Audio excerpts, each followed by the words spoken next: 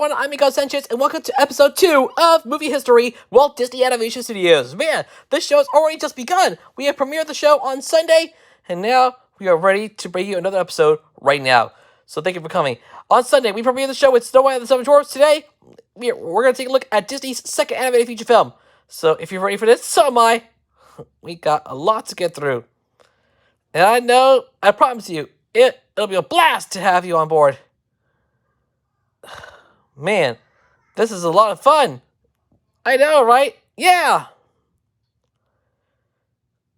Anyways, on with the show. And, yeah, let's do it. Anyways, welcome to Movie History, Episode 2, Walt Disney Animation Studios. And today, we are taking a look at Pinocchio. So, thank you for coming. We're going to have a lot of fun. Hey, again, the series premiere was on Snow White and the Seven Dwarfs, so you want to go check out the video. I'll leave a link to it on the top right corner of the screen. Yeah, you can watch it right now. Info symbol, that's right up there. Click right now. For now, let's get started. Are you ready for the episode? Great, then here we go. So, let's take what the movie's about. About the movie. Pinocchio is a 1940 American animated musical fantasy drama film produced by Walt Disney Productions and based on the 1883 Italian children's novel The Adventures of Pinocchio by Carlo Collodi. It was the second animated feature film produced by Disney, made after the first success of Snow White and the Seven Dwarfs from 1937, which I already talked about in the first episode, so again, give it a watch. The plot involves an old Italian wood carver named Geppetto, who carves a wooden puppet named Pinocchio. The puppet is brought to life by a blue fairy, who informs him that he could become a real boy if he proves himself to be brave, truthful, and unselfish. Pinocchio's efforts to become a real boy involves encounters with a host of unsavory characters. The key character of Jiminy Cricket is based on a 100-year wise old talking cricket from the original book, who warns Pinocchio of his impudence when they meet only to be killed in return shortly after, before returning as a ghost. The film was adapted by several storyboard artists from Collodi's book. The production was supervised by Ben Sharpstein and Hamilton Lusk, and the film sequences were directed by Norman Ferguson, T. Hee, Wilfred Jackson, Jack Kinney, and Bill Roberts. Pinocchio was a groundbreaking achievement in the area of effects animation, giving realistic movement to vehicles, machinery, and natural elements such as rain, lightning, smoke, shadows, and water. The film was released into theaters by RKO Radio Pictures on February 7, 1940. Although it became the first animated feature to win a competitive Academy Award, winning 2 for Best Music, Original Score, and for Best Music, Original Song for When You Wish Upon a Star, it was initially a box office bomb, mainly due to World War II, cutting off the European and Asian markets overseas. It eventually made a profit in its 1945 reissue and is considered one of the greatest animated films ever made, with a 100% rating on the website Rotten Tomatoes. The film and characters are still prevalent in popular culture, featuring at various Disney parks and in other forms of entertainment. In 1994, Pinocchio was added to the United States National Film Registry for being deemed culturally, historically, or aesthetically significant. In April 2015, a live-action adaptation had officially entered development, and it's officially confirmed for Disney Plus. I can't believe it. The live action adaptation of the film is officially confirmed to be on Disney Plus. So please stay tuned. Going to the movie stats here, it was directed by supervising directors Ben Sharpstein and Hamilton Lusk, and sequence directors Bill Roberts, Norman Ferguson, Jack Kinney, Wilfred Jackson, and T. Hee. Produced by Walt Disney. Story by Ted Sears, Otto Englander, Wes Smith, William Cottrell, Joseph Sabo, Brett Erdman Penner, and Aurelius Bagaglia, based on The Adventures of Pinocchio by Carlo Collodi, starring Cliff Edwards, Dickie Jones, Christian Robb, Mel Blanc, Walter Catlett, Charles Jules, Evelyn the Venerable, Frank Darrow, Clarence Nash, and Thurl Ravenscroft. Yeah, I know. Music by Lee Harley and Boss J. Smith. Production companies Walt Disney Productions. Distributed by RKO Radio Pictures. Release date February 7th, 1940 at the Center Theater, and on February 23rd, 1940 in the United States. Running time is 88 minutes. Country is the United States. Language English. Budget is $2.6 million. Box office $164 million. So yeah, that's pretty much it. Let's get to the plot of the movie. Yeah. let's get to the plot of the movie. Jiminy Cricket, after singing Winning Wish Upon a Star, explains to the audience that he is going to tell a story of a wish coming true. His story begins in the Italian workshop of a woodworker named Geppetto. Jiminy watches as Geppetto finishes work on a wooden marionette, who he names Pinocchio. Before falling asleep, Geppetto wishes on a star that Pinocchio will be a real boy. During the night, a blue fairy visits the workshop and brings Pinocchio to life. Although he remains a puppet, she informs him that if he proves himself to be brave, truthful, and unselfish, he'll become a real boy and decides Jiminy to be his conscience. Geppetto is shocked but ecstatic to discover his puppet is alive. The next day, on his way to school, Pinocchio is led astray by honest John the Fox and his companion Gideon the Cat, who convinces him to join Stromboli's puppet show and become a star as a living puppet without strings. Despite Chivotty's objections, Pinocchio becomes Stromboli's star attraction as marionette who can sing and dance without strings. However, when Pinocchio wants to go home for the night, Stromboli locks him in a bird cage. Stromboli, in fact, is intends to exploit Pinocchio by enslaving and forcing him to perform around the world to make much money just for the puppeteer himself, then to use the little wood boy as firewood once he gets too old to perform. Jiminy sneaks into Stromboli's car, but is unable to free his friend.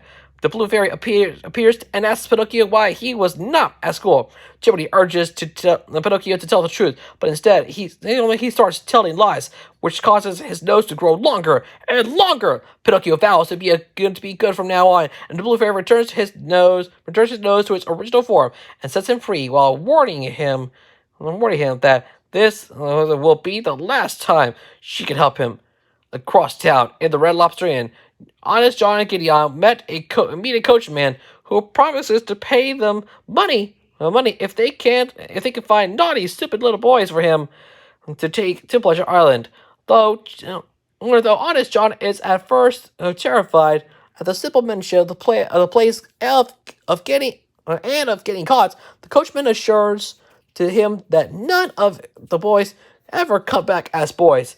As soon as they leave the tavern, terrified of the creepy coachman, despite desperate to find anyone in the middle of the night, the two encounter Pinocchio on his way home after escaping from Stromboli. They pretend to be doctors and convince him that he is allergic and he needs to take a vacation on Pleasure Island after his terrible experience. On the way to Pleasure Island, he befriends Lampwick, a delinquent boy, without rules or authority to enforce their activity. Pinocchio and the other boys soon engage in smoking cigars and cigarettes, gambling, vandalism, and getting drunk, much to Jiminy's dismay. Later, while trying to get home, Jiminy discovers that the island hides a horrible curse. The boys brought to Pleasure Island and transform into donkeys for their misbehavior and are sold to slave labor in the salt mines and circus.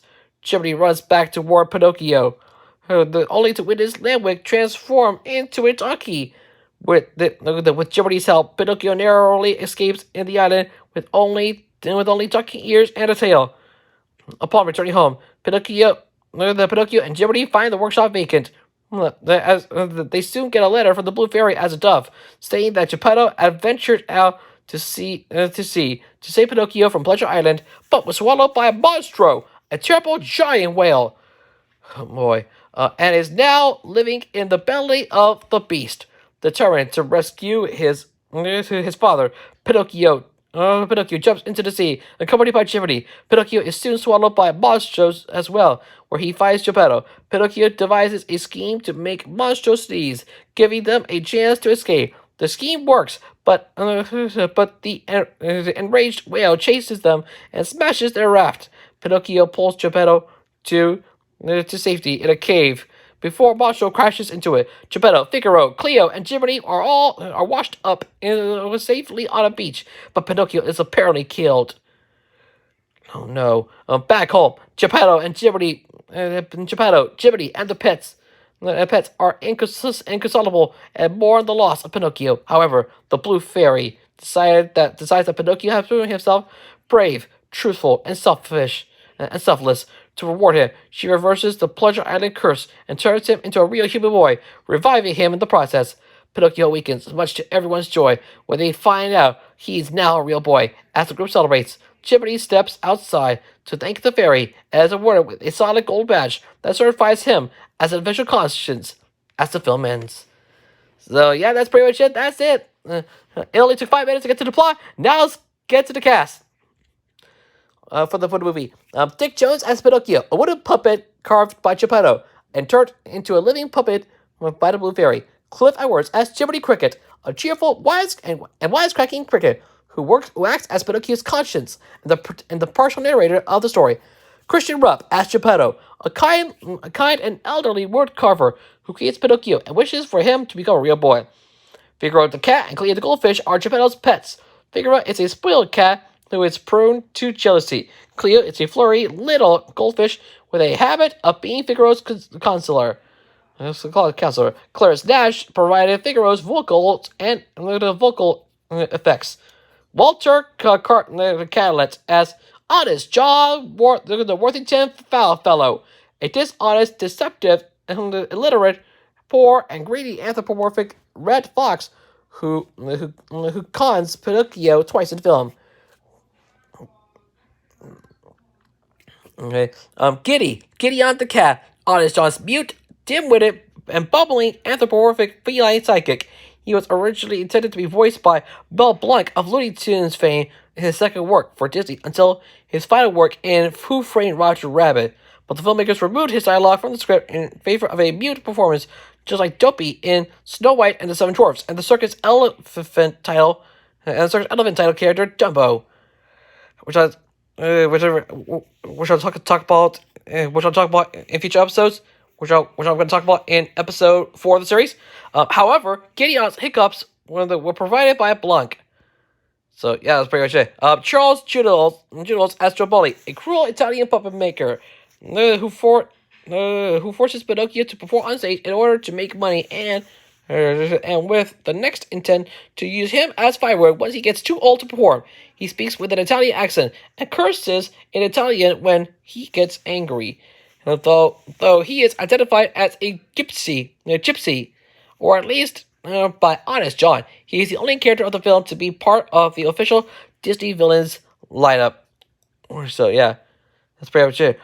Judels also voices the cruel and wicked coachman, owner and operator of Pleasure Island, who enjoys turning unruly boys into donkeys and selling them off for labor. Oh, no good here. Definitely no good. Evelyn Venable as the Blue Fairy, who brings Pinocchio to life and turns him into a real boy at the end of the film. Man, I love it. Frankie Darrow as Lampwick, a naughty boy that Pinocchio befriends on his way to Pleasure Island. He is turned into a donkey on Pleasure Island. And finally, we also have 2 more. Thor Ravenscroft as Monstro, a ferocious, monstrous, and evil by nature killer whale who swallows Pinocchio, Geppetto, Figaro, and Cleo along with their bow by whole, and then tries to kill them in full anger after escaping from his belly by using smoke from the inside. And finally, we have Stuart Buchanan as the Carnival Barker, the announcer heard on Pleasure Island. So yeah, that's all I gotta say. That's it for the cast, ladies and gentlemen. Let's move on to the production. Start with the development. I know. Let's start with the production. Start with the development. In September 1937, during the production of Snow White and the Seven Dwarfs, animator Norman Ferguson brought a translated version of Carlo Collodi's 1883 Italian children's novel, The Adventures of Pinocchio, to the attention of Walt Disney. After reading the book, Walt was busting his guts with enthusiasm, as Ferguson later recalled. Disney then commissioned storyboard artist Bianca Bajoli to write a new story outline for the book, but after reading it, he felt her outline was too faithful. Pinocchio was intended to be the studio's third feature after Bambi. However, due to difficulties with Bambi adapting the story and animating the animals realistically, Disney announced that Bambi would be postponed while Pinocchio would move ahead into production. Ben Sharpstein was then reassigned to supervise the production, while Jack Kinney was given directional reins. And yes, I will talk about Bambi on episode 5 of the series, so please stay tuned. We go to the writing design. Unlike Snow White, which was a short story that the writers could expand and experiment with, Pinocchio was based on a novel with a very fixed story. Therefore, the story went through drastic changes before reaching its final incarnation. In the original novel, Pinocchio is a cold, rude, ungrateful, inhuman brat that often repels sympathy and only learns his lesson the hard way. The writers decided to modernize the character and depict him similar to Edgar Bergen's dummy Charlie McCarthy, but equally as rambunctious as the puppet in the book. The story was still being developed in the early stages of animation. Early scenes animated by Frank Thomas and Ollie Johnson showed that Pinocchio's design was exactly like that of a real wooden puppet with a long pointed nose, a peaked cap, and bare wooden hands. Disney, however, was not impressed with the work that was being done on the film. He felt that no one could really sympathize with such a character and called for an immediate halt in production. Fred Moore redesigned the character slightly to make him more appealing. Alexa, open notifications. One new notification from Amazon Shopping. Headphones has arrived. But the design still retained a wooden feel. Young and upcoming animator Milt Kahl felt that Thomas, Johnson, and Moore were rather obsessed with the idea of this boy being a wooden puppet and felt that they should forget that he was a puppet and get a cute little boy. Yeah, I know. You can always draw the wooden joints and make him a wooden puppet afterwards. Co-supervising director Hamilton Lusk suggested to Kahl that he should demonstrate his beliefs by animating a test sequence. Kahl showed Disney a test scene in which Pinocchio is underwater looking for his father. From this scene, Kahl re-envisioned the character by making him look more like a real boy, with a child's Tyrolean hat and standard cartoon character four-fingered or three and a thumb, and the hands with Mickey Mouse type gloves on them. The only parts of Pinocchio that still looked more or less like a puppet were his arms, legs, and his little button wooden nose. Disney embraced Kahl's scene and immediately urged the writers to evolve Pinocchio into a more innocent, naive, and somewhat coy personality that reflected Kahl's design. However, Disney discovered that the new Pinocchio was too helpless and was far too often led astray by deceiving characters.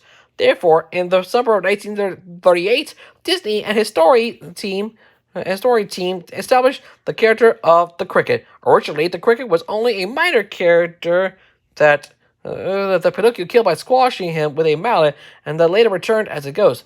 Disney dubbed the character. Disney dubbed the Cricket Jiminy and made him into a character that would try to guide Pinocchio into the right decisions. Once the character was expanded, he was depicted as a realistic cricket with toothed legs and waving antenna. But Disney wanted something more likable. Ward Kimball had spent several months animating two sequences, a soup-eating musical number and a bedtime building sequence in Snow White, which was cut from the film due to pacing reasons. Kimball was about to quit Disney, until Disney rewarded him for his work and by promoting him to the supervising animator of Jiminy Cricket. Kimball then conquered up the design for Jiminy Cricket, whom he described as a little man with an egg and head and no ears. Jiminy was a cricket because he was called a cricket. Kimball later joked, "Oh man." So that's the writing and design for this movie. Moving on to the casting. Due to the huge success of Snow White, Walt Disney was one of the more famous voices for Pinocchio, which marked it the first time an animated film has used celebrities as voice actors. He cast popular singer Cliff Edwards, also known as Ukulele Ike, as Jiminy Cricket. Disney rejected the idea of having an adult play Pinocchio and insisted that the character be voiced by a real child. He cast 11-year-old child actor Dickie Jones, who had previously been in Frank Capra's Mr. Smith Goes to Washington. He also cast Frankie Darrow as Lampwick, Walter Cadlett as Foul Fellow the Fox, Evelyn Venable as the Blue Fairy, Charles Jules as both the villainous Stromboli and the coachman Christian Rupp as Geppetto, whose design was even a caricature of Rupp. Another voice actor recruited was Walt Blanc, best remembered for voicing many characters in Warner Brothers cartoon shorts. Blanc was hired to perform the voice of Gideon the cat. However, it was eventually decided that Gideon would be mute, so all of Blanc's recorded dialogue was subsequently deleted, except for a solitary hiccup, which was heard 3 times in the finished film. So yeah, that's all I can say. Moving on to the animation. Animation on the film began in January 1938, but work on Pinocchio's animation was discontinued after writers saw to rework his characterization and the film's narrative structure. However, animation on the film's supporting characters started in April 1938. Animation would not resume again with the revised story until September. During the production of the film, story artist Joe Grant formed a character model department, which would be responsible for building three-dimensional clay models of the characters in the film, known as maquettes. Now, these models were then given to the staff to observe how a character should be drawn from any given angle desired by the artists. The model makers also built the working models of Geppetto's cuckoo clocks, as well as Stromboli's gypsy wagon and the coachman's carriage. However, owing to the difficulty animating a realistic moving vehicle, the artists filmed the carriage maquettes on a miniature set using stop-motion animation. Then, each frame of the animation was transferred onto animation cells using an early version of a Xerox. The cells were then painted on the back and overlaid on top of background images with the cells of the characters to create the completed shot on the rostrum camera. Like Snow White, live-action footage was shot for Pinocchio, with the animators playing the scenes in pantomime, supervised by Lusk, rather than tracing, which result in stiff, unnatural movement. The animators used footage as a guide for animators by studying human movement and then incorporating some poses into the animation, though slightly exaggerated. Pinocchio was a groundbreaking achievement in the area of effects animation, in contrast to the character animators who concentrate on the acting of the characters. Effects animators could create everything that moves other than the characters. This includes vehicles, machinery, and natural effects such as rain, lightning, snow, smoke, shadows, and water, as well as the fantasy or science fiction type effects like fairy dust. The affluent abstract animator Oscar Fischinger, who mainly worked on Fantasia, contributed to the effects animation of the splashes, ripples, bubbles, waves, and the illusion of being underwater. Or should I say, let me try again. Who mainly worked on the influential abstract animator Oscar Fischinger, who mainly worked on Fantasia, contributed to the effects animation of the Blue Fairy's wand. There you go. Effects animator Sandy Strother kept a diary about his year-long animation of the water effects, which included splashes, ripples, bubbles, waves, and the illusion of being underwater. To help give depth to the ocean, the animators put more detail into the waves on the water surface in the foreground, and put less detail as the surface moved further back. After the animation was traced onto cells, the assistant animators would trace it once more with blue and black pencil leads to give the waves a sculpted look. To save time and money, the splashes were kept impressionistic. These techniques enabled Pinocchio to be one of the first animated films to have a highly realistic effects animation. Ollie Johnson remembered, I think that's one of the finest things the studio's ever done. As Frank Thomas said, the water looks so real, a person can't drown it, and they do. So that's pretty much it. That's it for the animation, people.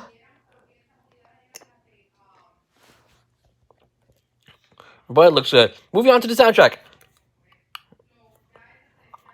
The songs in Pinocchio were composed by Lee Harline with lyrics by Ned Washington, Lee Harley, and Paul J. Smith composed the incidental music score. The song, the soundtrack was first released on February 9th, 1940. Jiminy Cricket, Jiminy Cricket's song "When You Wish Upon a Star" became a major hit as still identified with the film, and later as the theme song of the Walt Disney Company itself. The soundtrack won an Academy Award for Best Original Score, and of course, and that's right.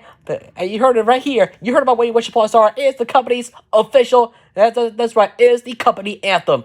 When You Wish Upon a Star is the Walt Disney Company's official anthem. So yes, now you know. Moving on to the home media. Over in home media. On June 16, 1985, it was released on home media. It was released on home video and Laserdisc in North America for the first time as part of the Walt Disney Classics label. The second title with the Classics label after Robin Hood, which was released the previous December. I'll talk about that in future episodes, so please keep an eye out for it. It would become the best-selling home video title of the year, selling 130 to 150 units at $80 million each. At $80 each. It was reissued on October 14, 1986 to advertise the home video debut of Sleeping Beauty. It was then released on VHS in the UK in 1988 for the first time. The digital restoration that was completed for the 1992 cinema reissue was released on VHS on March 26, 1993, followed by its fourth VHS release and first release on Disney DVD as the 60th anniversary edition on October 25th, 1999. The film was reissued on DVD and one final time on VHS as part of the Walt Disney Gold Classics collection, released on March 7, 2000. Although along the film, the VHS edition was also contained a making of documentary, while the DVD had the film's original theatrical trailer as supplemental features. The Gold Classic collection release was returned to the Disney vaults on January 31st, 2002. A special edition VHS and DVD of the film was released in the United Kingdom on March 3rd, 2003. The fourth DVD release and first Blu-ray release, the second Blu-ray release in the Walt Disney Platinum Edition series, was released on March 10, 2019. Like the 2008 Sleeping Beauty Blu-ray release, the Pinocchio Blu-ray package featured a new restoration by Laurie Digital in a 2-disc Blu-ray set, with a bonus DVD version of the film also included. This set returned to the Disney Vault on April 30th, 2011. A signature edition was released on digital HD on January 10th, 2017, and was followed by a Blu-ray/DVD combo pack on January 31st, 2017. So, now you know that's pretty much it. Let's go to reception. Start with its initial release. Frank S. Nugent of the New York Times gave the film 5 out of 5 stars, saying Pinocchio is here at last. Every bit as fine as we had prayed it would be, if not finer, and that it is as gay and clever and delightful as a fantasy as any well-behaved youngster or jaded oldster could hope to see. Now you know, Time gave the film a positive review, saying in craftsmanship and delicacy of drawing and coloring, in the articulation of its dozens of characters, in the greater variety and depth of its photographic effects. It tops the high standard Snow White set. The charm, humor, and loving care with which it treats its inanimate characters puts it in a class by itself. Variety praised the animation supervisor to Snow White's writing. The animation is so smooth that cartoon figures carry impression of real persons and settings rather than drawings to look onlooker. In summary, they felt Pinocchio will stand on its own as a substantial piece of entertainment for young and old, providing attention through its perfection in animation and photographic effects. The Hollywood Reporter wrote Pinocchio is entertainment for everyone of every age, so completely charming and delightful that there is a profound regret when it reaches the final fade-out. Since comparisons will be inevitable, it may as well be said at once that from a technical standpoint, conception and production, this picture is infinitely superior to Snow White. The film won the Academy Awards for Best Original Song and Best Original Score, the first Disney film to win either. Initially, Pinocchio was not a box office success. The box office returns for the film's initial release were both below Snow White's unprecedented success and below the studio's expectations. Of the film's $2.6 million negative cost, twice the cost of Snow White's twice the cost of Snow White's unprecedented success, and below the studio's.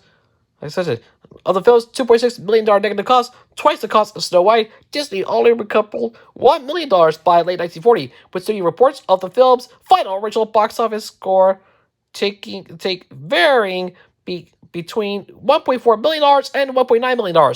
Animation historian Michael Barrier notes that Pinocchio returned rentals of less than $1 million by September 1940, and its first public annual report. The Walt Disney Productions charged off a $1 million loss to the film. Barrier relays that a 1947 Pinocchio balance she listed total receipts in the studio of $1,423,046.78. This was primarily due to the fact that World War II and its aftermath had cut off the European and Asian markets overseas and hindered the international successes of Pinocchio and other Disney releases during the early and mid 1940s. Joe Grant recalled Walt Disney being very, very depressed about Pinocchio's initial returns at the box office. The distributor RKO recorded a loss of $94 million from the film. From worldwide rentals of $3,238,000. Ouch! That's definitely gonna hurt. Let's take another reissues. With the re-release of Snow White and the Seven Dwarfs in 1944 came the tradition of re-releasing Disney films every 7 to 10 years. Pinocchio was theatrically re-released in 1945, 1954, 1962, 1971, 1978, 1984, and 1992. RKO handled the first two reissues in 1945 and 1954, while Disney itself reissued the film from 1962 on through its Buena Vista distribution division. The 1992 reissue was digitally restored by cleaning and removing scratches from the original negatives one frame at a time, eliminating soundtrack distortions and revitalizing the color. Despite its initial struggles at the box office, a series of reissues in the years after World War II proved more successful and allowed the film to turn into a profit. By 1973, the film had earned rentals of $13 million in the United States and Canada from the initial 1940 release and 4 reissues. After the 1978 reissue, the rentals had increased to $19.9 million from a total gross of $39 million. The 1984 reissue grossed $26.4 million in the US and Canada, bringing its total gross there to $65.4 million and $145 million worldwide.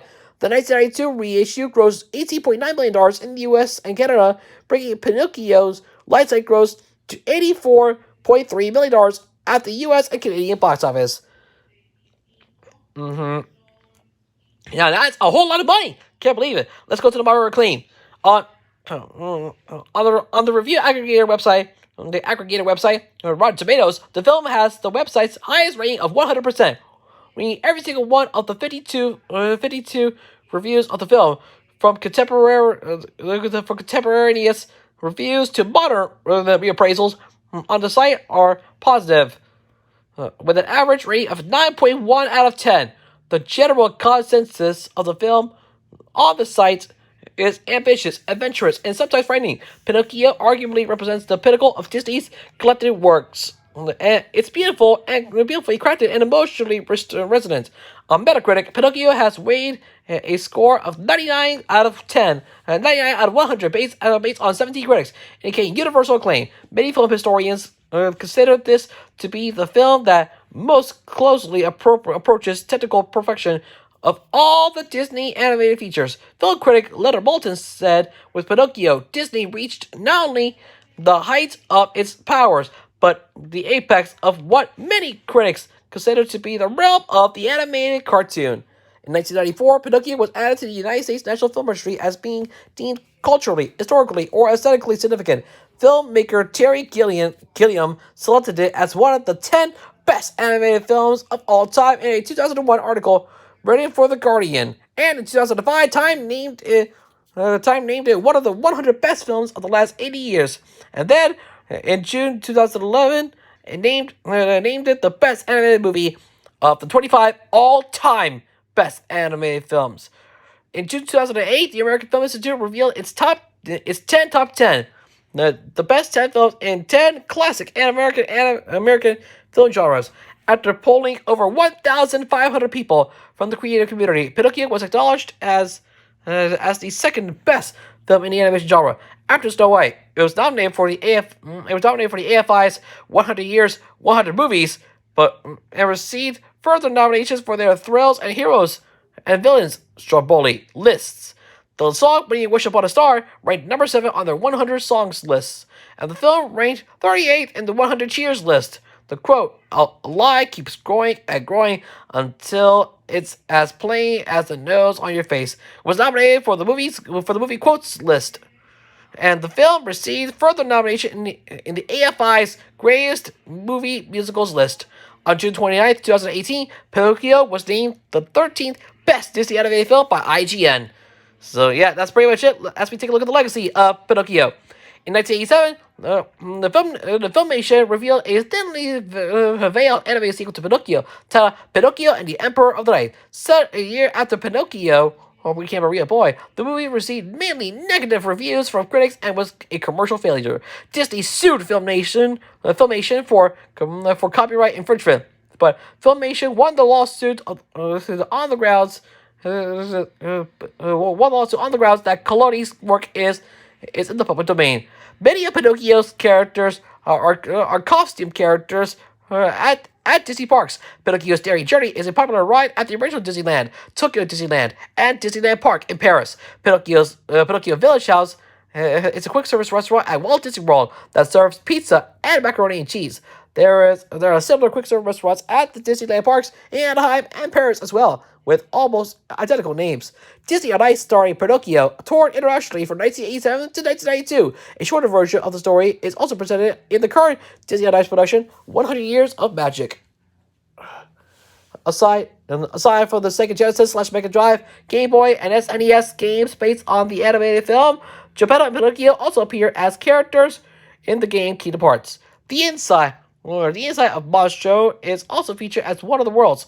Jiminy Cricket appears as well, acting as a recorder, keeping a journal of the game's progress inside Kingdom Hearts. Kingdom Hearts, the Kingdom Hearts Chain of Memories, and Kingdom Hearts 2. Pinocchio's home world was slated to appear in Kingdom Hearts 358 Days Over 2, but was omitted due to time restrictions. Although talk sprites of Pinocchio, Geppetto, Honest John, and Gideon have been revealed. As compensation, this world appears in Kingdom Hearts 3D, Dream Drop Distance, under the name Prankster's Paradise, with Dream World versions of Pinocchio, Jiminy Cricket, Geppetto, Cleo, and Monstro, and the Blue Fairy appearing. So yeah, that's all I gotta say. Looking at the canceled sequel. Oh no. In the mid-2000s, Disney Toon Studios began development on a sequel to Pinocchio. Robert Reese co-wrote the film's screenplay, which saw Pinocchio on a strange journey for the sake of something dear to him. It's a story that leads Pinocchio to question why life appears unfair sometimes, said Reese. John Lasseter canceled Pinocchio 2 soon after being named Chief Creative Officer of Walt Disney Animation Studios in 2006. So yeah, Pinocchio 2 canceled. Sorry about that, people. Let's get to the live-action adaptation. In April 2015, it was announced that Walt Disney Pictures was developing a feature-length live-action adaptation of Pinocchio, with Peter Hedges writing the script.